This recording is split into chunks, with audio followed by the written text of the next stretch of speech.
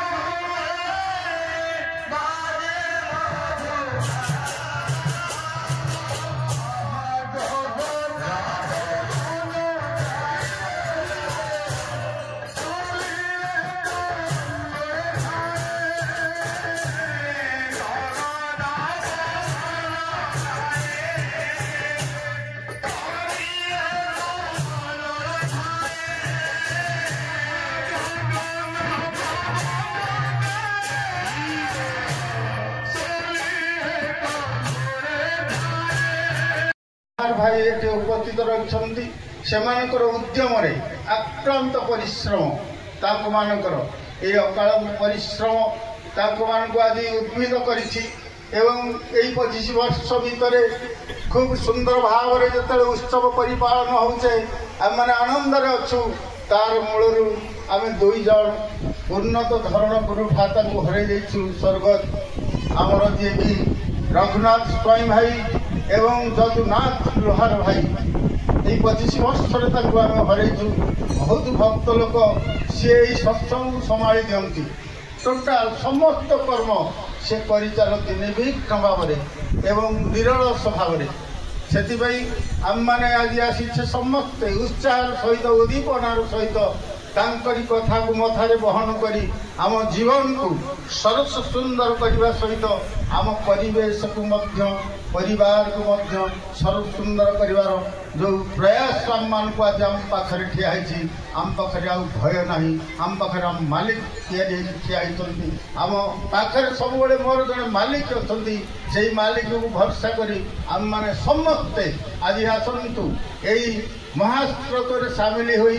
जो मैंने DP ward जो भाई मैंने हजि जाते जो खोजा चली एपर्यंत दादा आशीर्वाद अनेक भाई फेरी आसी आज से परम प्रेम श्री श्री ठाकुर पादपद्म तरफ आम मैंने बहुत खुशी बहुत आनंद से जमी जीवन में इष्ट को धरी आनंद शांति अनुभव करती यही परम पूजा पाखे पुनराय प्रणाम निवेदन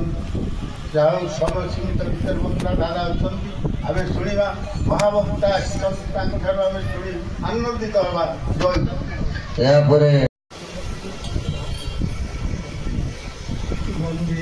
जगन्नाथ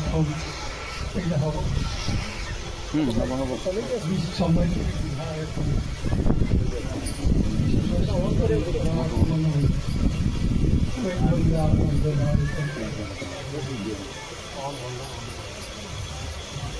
भद्रतं भद्रकर्णानि श्रद्धा मेधा सरस्वती लोकानामन्नदाता ते महालक्ष्मी नमस्ते। परम पूज्यपाल श्री श्री वर्धन परम पूज्यपाल श्री श्री आचार्य देवतराशि आज पवित्र सत्संगे उपस्थित वरिष्ठ परिचालक बारी भाई उपस्थित श्री श्री ठाकुर पुत पवित्र पांजाधारी सौप्रतिनिधि और दिव्य जातक मंडली भाषा नाटक मंडली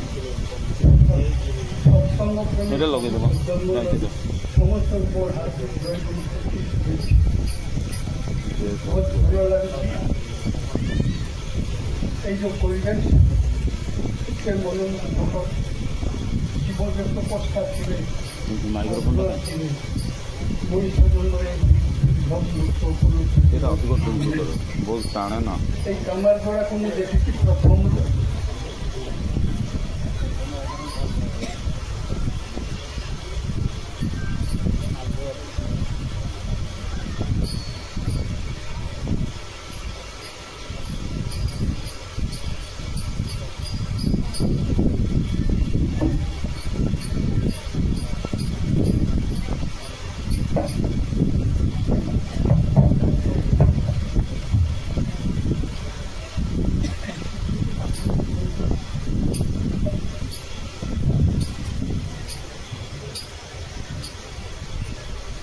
कमर जोड़ा को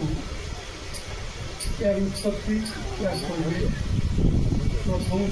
भूमिका रखी आज मन बहुत आनंदित सर्वोपरि आम पाखे जो दुख अवस्था से मन तेणु संक्षेप में कह मोर कह उचित नाला जदि मत कहक इष्ट प्रसंग करने सुजोग देते निजक धन्य मन कर आंतरिक कृतज्ञता ज्ञापन करूँ आम जहाँ अपेक्षा कर आम शुणा आम पाखे गोटे समस्या आम पाखे खाद्य समस्या नहीं भौतिक समस्या सब मोटामोटी समाधान कि गोटे जिन आम पाखे ना आम पाखे समाधान नहीं केवल समस्या आम पाखे सुख नहीं आम पाखे शांति नहीं आम पाखे आनंद नहीं ये थोड़े ना तार कारण कई उत्तर दे पारे युगपुरुष जो आसती मनीष बंचा बढ़िया जो विपर्यस्त हुए सबू छाई सर्वहारा हुए जीवन को अंगाड़ी बुला से जो गुरुपुरुष आसिक कहती तुम जीवन में समस्या समाधान एकमात्र तुम पाखे भगवान नहीं जहाँ पाखे भगवान नहीं ता पाखे समाधान नहीं पाखे समस्या अच्छी भगवान बोली आम मान को जे प्रश्न करे मुझे जो प्रथम दीक्षा नहीं कॉलेज में पढ़ुी श्री श्री ठाकुर को दर्शन करने सुजोग होता मत से कही परम विचार कम कर परम पिता काम मुझे बुझी नी मुझे हसे जे कौन लोक मान जागरण कर तेणुक जो परम पिता काम ये परम पिता काम से करई जीवन जे ईश्वर दर्शन हुए ईश्वर अनुभूति कृपा कृपा धन्य हुए एक श्री श्री ठाकुर बारंबार कर तेणु ईश्वर परिभाषा कौन भगवान क्या कहुए उत्पत्ति विनाशंच भूतानाम गति गति व्यक्ति विद्या विद्यांत सवाच्य भगवान भगवान मान कौन भूत भविष्य वर्तमान जाने मुसबू विधान तेणु सर्वज्ञ अटे मुहि अज्ञानी कहीं बोले जहाँ पाक बोले जीवन सब समस्या समाधान हुए चरम समाधान हुए जीवन सब ग्रंथि कटि जाए यही मनुष्य भगवान He who knows the existence who he knows the mechanism of the universe with all its existence is God. जे समग्र विश्व ब्रह्मांड रहस्य उत्पत्ति विनाश सब किसी जानती ताकू ही कहुए भगवान यही घन जन्म व्यक्ति जुगे जुगे जिते आसती मनुष्य ता पाखे बंचार समाधान पाए नतुबा से जहाँ धर्म करूना कहीं जेते पूजा उपासना करूना कहीं जीवन में से समाधान पाइब ना भगवत कृपा लाभ कर से जो सबू जानती तार गोटे छोट उदाहरण देख मो वक्तव्य शेष करी जे से जन सत्यन बोस आपण मैंने समस्ते जानिथे से समय न्यूक्लियर पर एटॉमिक एनर्जी पर आइंस्टाइन रिसर्च कर तो से कहले जे गोटे वस्तु को जब भंगा जाए तार अंतिम जो ये अच्छे अणु ताकू भांगीदे से विराट शक्ति हो कहीं बुझे पृथ्वी कौन से वैज्ञानिक बुझीपारे जोतार माला पिंधा चला कथा कही से कहले स्वप्न देखुची अमेरिका से उद्भावन करने गोटे प्रोजेक्ट दरकार गवेषणा दरकार एवं एत पैसा दरकार जे कौन से देश आगे आसले विश्वास तो कले एक कथा वस्तु को भांग से अमेरिका आस कि दरकार प्रथम 90 मोहन रूपा दरकार 90 मोहन रूपा दरकार एवं सक्सेसफुल हम क्या कहीपर अमेरिका कहला मु करवा से गोटे प्रोजेक्ट या मैनहट्टन प्रोजेक्ट से प्रोजेक्ट से काम कले पृथ्वी में चहल पड़गला से गोटे कले पागल अमेरिका को रखी यही समय कृष्ण प्रसन्न भट्टाचार्य बोली व्यक्ति आम समस्ते जानू सी आसी गोटे कौतूहल लेकिन ठाकुर को देखापी आसिक देखती जे केते गुड़े कुड़िया घर ए विश्व विज्ञान केन्द्र ना दिखाई नाना प्रकार सब ना देखते कहला गोटे पागल छोटे छोटे कुड़िया कि बड़ बड़ स्वप्न देखी देखती ये गोटे सुंदर युवक आजानुलंबित बाबू असंभव आकर्षणीय व्यक्तित्व देखिले मनटा खुशी हो जाए किंतु एटा केमती भगवान बोली समस्या को लचौं से खुशी कले दादा आपन मो पाक मो परम सौभाग्य ठाकुर कहते कहले विनय होती मत मुझे बड़ लोक बोली मत से जन साइंटिस्ट से कथा कहूँ कहले अच्छा आइंस्टाइन से कहले दादा विज्ञान विषय तो आप बहुत जानती मु तो मूर्ख लोक टे कहते विज्ञान विषय कहला से भाव विज्ञान विषय कौन कह तथापि अच्छा चहल पड़ी ना कहला आइंस्टाइन बोले गोटे लोक पागल से कहूँ जे वस्तुर अंतिम अणु को भांगीदे कणा को भांगिले से जो शक्ति हम से शक्तिटा विराट विस्फोटक और उद्भावन कर समग्र विश्वटा सुना हो बहुत कम खर्च रोग चिकित्सा सबकि संभव हो ठाकुर कहले निश्चित आइंस्टाइन ठीक कहते से ठीक कहते वस्तुर अंतिम कणा को भांगिले परमाणु मिले अणु को भांगिले परमाणु भितर मु देखे इलेक्ट्रॉन प्रोटॉन और न्यूट्रॉन बोला अद्भुत लोक समग्र विश्व जरा बुझीपारे ये कहते सत कहते आइंस्टाइन कहला आज्ञा खाली आँखें मुझे देखे क्या कहि मो पाखे लोक किए अच्छी उत्पत्ति विनाशन भूतानाम गति सब किसी जाने से ही भगवान आश्चर्य हुए कहले मुझे भावी मुझे जड़े ज्ञानी किंतु सब किसी जाने तम विजय पुरुष पुराण तमस्व विश्वस्व परम निधान व्यक्तिश वेदांत परंच धाम तया तत विश्व अनंत रूप अर्जुन कहते ये तो मोर भाई मोर सखा ये किसना कर विश्वरूप देखते से गले तू सब किसी जानु ये पुरुषोत्तम ତେଣୁ ପୁରୁଷତ୍ୱ ମାନେ ସବୁ ଜିନିଷ ଯେ ଜାଣନ୍ତୁ ତାକୁ ହିଁ କୁହାଯାଏ ପୁରୁଷତ୍ୱ। ବହୁ ଲୋକ ବହୁ ଭାବରେ ପରୀକ୍ଷା କରିବାକୁ ତାକୁ ଆସୁଛନ୍ତି। ସତ୍ୟନ ଜଣେ ମ୍ୟାଥମେଟିସିଆନ ଥିଲେ, ଆପଣମାନେ ଜାଣିଥିବେ ବୋସ୍ ଆଣ୍ଡ ଆଇନଷ୍ଟାଇନ୍ ଥିଓରି ବୋଲି ଗୋଟେ ଥିଓରି ଅଛି। ତ ଜଣେ ଡକ୍ଟର ତା ସାଙ୍ଗ, ସେ ଡାକ୍ତର କହୁଛନ୍ତି ହେଲେ ତୁମେ ସବୁଦିନ ଦେଓଘର ଯା ଖିଚୁଡ଼ି ଖାଅ, ଏଗୁଡ଼ା ଯୁଗ ବଦଳିଛି, ବିଜ୍ଞାନର ଯୁଗ ଆସୁଛି, ତୁମେ ଗୋଟେ ମଣିଷର ଭଗବାନ ବୋଲି କହୁଛ, କହିଲା ତୁମେ ଚାଲ। ଆଚ୍ଛା ମୁଁ କହିଲେ ମୋର ଗୋଟେ ଉତ୍ତର ଦେଇପାରିବେ? ସତ୍ୟନ ଦାସ କହିଲେ ହଁ ଚାଲ। ଏ ହଁ କହିଦେଲେ, ଜୋରକି ହଁ କହିଦେଲେ। ଯେତେବେଳେ ଆସିକି ଦେଖନ୍ତି କୁଡ଼ିଆ ଘର ଗୁଡ଼ା କିନ୍ତୁ ସୁନ୍ଦର ପରିବେଶ, ସୁପୁରୁଷ ଚେହେରା, ଅସଭ୍ୟ ମାନେ ଆକର୍ଷଣୀୟ ବ୍ୟକ୍ତିତ୍ୱ, ମୁହଁରେ ଯେମିତି ମଧୁ ଝରିଛି, ଦେଖିଲେ ଯେମିତି ଆକର୍ଷିତ ହବ।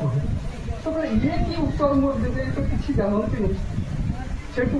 ଡାକ୍ତର କହୁଛନ୍ତି ଯେ ଠାକୁର ଇଏ ଜଣେ ବହୁତ ବଡ଼ ବୈଜ୍ଞାନିକ ଜାଣିବ। ଠାକୁର ବଦଳେଇ ଗଲେ, ମାନେ ଏତେ ବଡ଼ ବଡ଼ ଲୋକ ମୋ ପାଖ ମାନେ ଆଙ୍କର ଗୋଟେ ସମସ୍ୟା ଅଛି। ତ ସତ୍ୟନ ଦାସ ଗୋଟେ ମ୍ୟାଥମେଟିକ୍ସ ଥିଓରି ଉପରେ ଠାକୁରକୁ କହିଲେ ଏଇ ସମସ୍ୟା, କହିବାକୁ ଚାହୁଁନାହାନ୍ତି, କହିଲେ ବୁଝିପାରିବେ, କିନ୍ତୁ ଗୋଟେ କହିଲେ ଠାକୁର ଖୁସି ହେଇଗଲେ। କହିଲେ କଥା କହିଲେ କାହାକୁ କହିବି କଥା, ଆପଣ ବୈଜ୍ଞାନିକ, ଆପଣମାନେ ଗୋଟେ ଗୋଟେ ଦେବତା। ତାପରେ ଥିଓରି ଉପରେ ବୁଝେଇକି ହାତ ଦେହକୁ ଘୋଷି ଦେଇକି କହିଲେ ଦେଖେଇଦେଲେ। ତେଣୁ ଯସ୍ମାତ୍ ଖରମତୀତ ହୁଏ ଖରାଦପିତ ତତସ୍ମ ଲୋକବେଦ ପୁରୁଷୋତ୍ତମ, ତାକୁ ହିଁ ପୁରୁଷୋତ୍ତମ କୁହାଯାଏ। ଅଜ୍ଞମନ ବିଜ୍ଞତମନ ଅଜ୍ଞ ବିଜ୍ଞତା କେନ୍ ପାଠ ଦେଖେ ମୁଁ ଠାକୁରକୁ ଦେଖିଛି ଅଜ୍ଞ ଭଳି ବସିଥିଲି। ଅଜ୍ଞମନ ବିଜ୍ଞତମନ କିନ୍ତୁ ବୃହସ୍ପତି ଭଳି ଜ୍ଞାନ ସମ୍ରାଟ ସେ ବିଲକୁଲ ଅହଙ୍କାର ନାହିଁ। କିରେ ଆଜି ପୋଟଳ ଭଜା ହେଲା, এই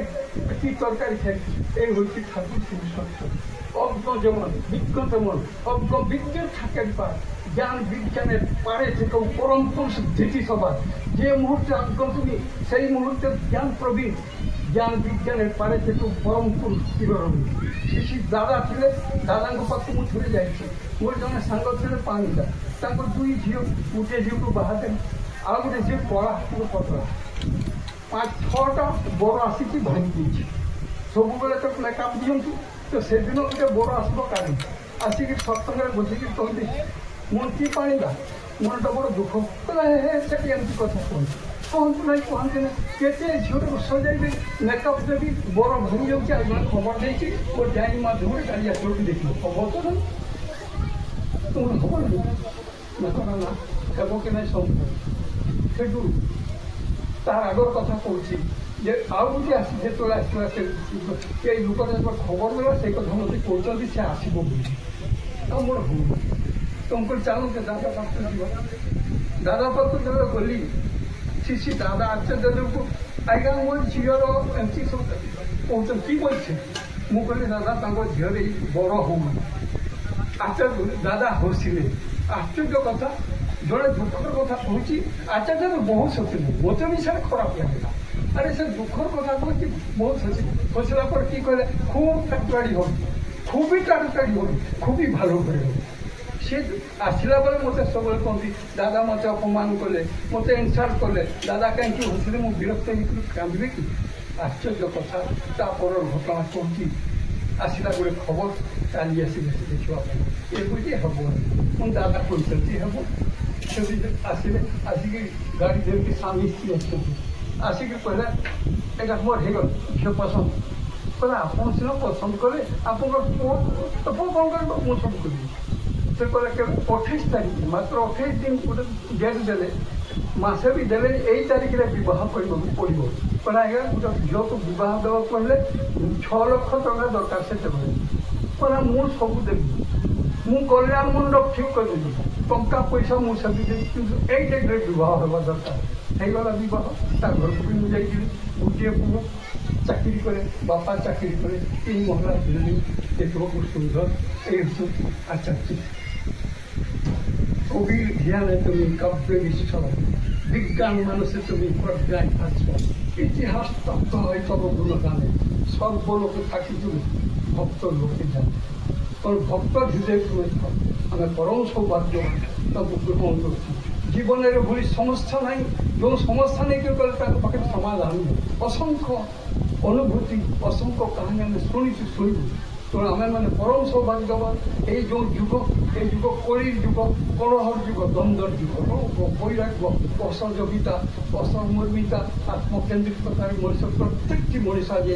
তা পাখে কেই বি নেই, না স্বামী অছি, না স্ত্রী অছি, না ডাক্তার অছি, না ইঞ্জিনিয়ার অছি, না তা অছি। বঞ্চিବାକୁ ହେଲେ একমাত্র সব সমস্যার সমাধান জানি শিষ্ট প্রতিষ্ঠান তাকে নেই চালিবা, ସମସ୍ତଙ୍କୁ ନେଇକି ଚାଲିବା। একমাত্র ତାଙ୍କୁ ପ୍ରଚେଷ୍ଟା ମାଧ୍ୟମ ଦେଇକରି ଆମେ ବଞ୍ଚିବା, ନହେଲେ ବଞ୍ଚିବାର ଅନ୍ୟ କୌଣସି ରାସ୍ତା ନାହିଁ। ସମସ୍ତେ ଖୁସିରେ ରୁହନ୍ତୁ, ସମସ୍ତେ ଆନନ୍ଦରେ ରୁହନ୍ତୁ, ଦୀର୍ଘଜୀବୀ ହୁଅନ୍ତୁ, ନିରୋଗ ହୁଅନ୍ତୁ, ସର୍ବୋପରି ଈଶ୍ୱରଙ୍କୁ ମଥାରେ ବହନ କରି ଜୀବନକୁ ସାର୍ଥକ କରି ତୋଳନ୍ତୁ। ଏହା ହିଁ ଠାକୁରଙ୍କୁ ଜୟ।